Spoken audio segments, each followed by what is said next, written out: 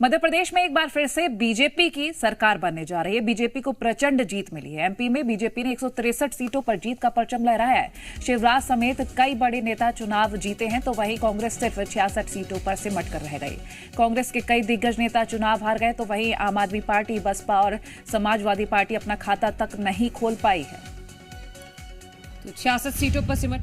मोदी की दहाड़, शिवराज की हुंकार, बहुमत हुआ पार, बन गई सरकार। बहनों ने किया बेड़ा पार, जश्न जोरदार।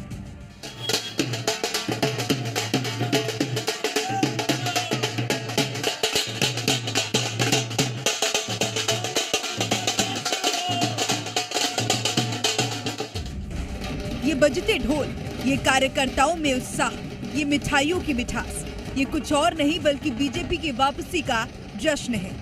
मध्य प्रदेश विधानसभा चुनाव में बीजेपी के दिग्गजों ने इस कदर जोर लगाया कि एक बार फिर सत्ता पर बीजेपी काबिज हो गई।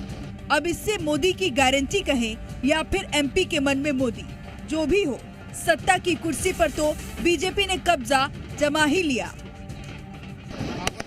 के मन में भी है, वो देश के दिल में भी है। उनके प्यार आशीर्वाद के कारण और उनकी जनता का अगाध विश्वास और अधिक श्रद्धा के कारण जो उन्होंने गारंटी दी, जनता ने विश्वास किया। मोदी जी का नेतृत्व, अमित शाह जी की रणनीति और नड्डा जी की जो पन्ना प्रमुख की संगठन की योजना है, वह इसमें साफ दिखाई देती परिणाम। यही है वो टीम जिसे पूर्ण श्रेय जाता है, लेकिन प्रधानमंत्री नरेंद्र मोदी जी को संपूर्ण श्रेय जाता है, जिनके नेतृत्व में एक भावना उत्पन्न हो गई कि एमपी के मन में मोदी और मोदी के मन में एमपी। लगातार कमलनाथ ने बीजेपी के पिच पर बैटिंग करने की कोशिश तो खूब की। तो ये जो परिणाम थे काफी ज्यादा अनएक्सपेक्टेड थे मनु, और जिस तरह से जब हम बीते कल आंकड़े बता रहे थे, ऊपर नीचे जब शुरुआती रुझान हो रहे थे, ये आंकड़ा हो रहा था, तब कहीं ना कहीं कांग्रेस को शायद ये लग रहा था कि वो जीत जाए। लेकिन आखिर में जब आंकड़ा एक जगह स्टक होकर रह गया, तो ऐसा लगने लगा कि अब कुछ भी बदलाव नहीं हो सकता। और आखिरकार कांग्रेस की ओर से मध्य प्रदेश में पीसीसी चीफ कमलनाथ ने भी हार स्वीकारी कि उम्मीद करते हैं बीजेपी जनता के साथ धोखा नहीं करेगी। उसी तरह से छत्तीसगढ़ और राजस्थान में भी बीजेपी की जीत हुई है। तो ये पीएम नरेंद्र मोदी की जो जनसभाएं और रैलियां हुई हैं, अगर आखिरी महीना कहा जाए जब प्रचार का, उस वक्त पर जितने एक्टिव पीएम मोदी दिखे हैं, गृह मंत्री भी आए, छत्तीसगढ़ की बात करें, मध्य प्रदेश की बात करें, इन्होंने कोई कोर कसर नहीं छोड़ी है कि जीत कैसे भी हासिल हो, जनता तक पहुंचा जाए। हर राज्य में काफी सक्रियता देखी गई। बिल्कुल, और बीजेपी ने जो स्ट्रैटेजी बनाई थी उसकी काट कांग्रेस अंत तक नहीं ढूंढ पाई। चाहे वो प्रधानमंत्री नरेंद्र मोदी का चेहरा हो, ताबड़तोड़ जनसभाएं हो, केंद्रीय गृह मंत्री लगातार कार्यकर्ताओं के साथ, बूथ लेवल के जो लोग थे उनके साथ भी लगातार मीटिंग्स कर रहे थे। जेपी नड्डा बिल्कुल एक्टिव थे, संगठन की ओर से लगातार वो प्रचार प्रसार भी कर रहे थे। और एक बड़ा रोड शो इंदौर में किया गया था प्रधानमंत्री नरेंद्र मोदी की वजह से, और उसका भी असर कहीं ना कहीं दिखा कि इंदौर में क्लीन स्वीप किया है, सभी सीटों पर बीजेपी जीती है। और इसके अलावा माइक्रो मैनेजमेंट पर बहुत ज्यादा ध्यान दिया है अमित शाह की तरफ से।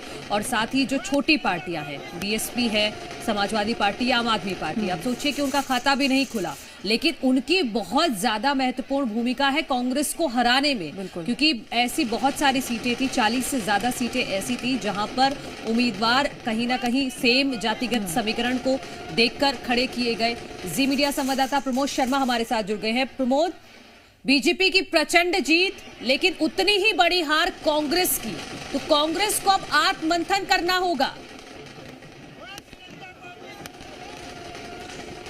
देखिए, अब जो भी करना है, पूरे 5 साल है कांग्रेस पार्टी के पास, और कांग्रेस पार्टी बहुत इत्मीनान से कर सकती है, क्योंकि कल तक कांग्रेस पार्टी के दावों का दंगल था। हालांकि ये जो कल नतीजे आए हैं मन्नू, ये वोटर के मन में 17 नवंबर को तक था, वोट करने से पहले, और ये पूरी कहानी जो स्क्रिप्ट है वो जनता ने 17 नवंबर को यानी वोटिंग वाले दिन लिख दी थी।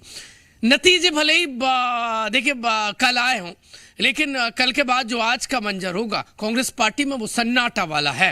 और अब हालांकि कमलनाथ ने तमाम प्रत्याशियों को बुला लिया गया है और कल बातचीत करेंगे, बैठक करेंगे आगे क्या करना है। और एमपी कांग्रेस में रीसफल भी हो सकते हैं।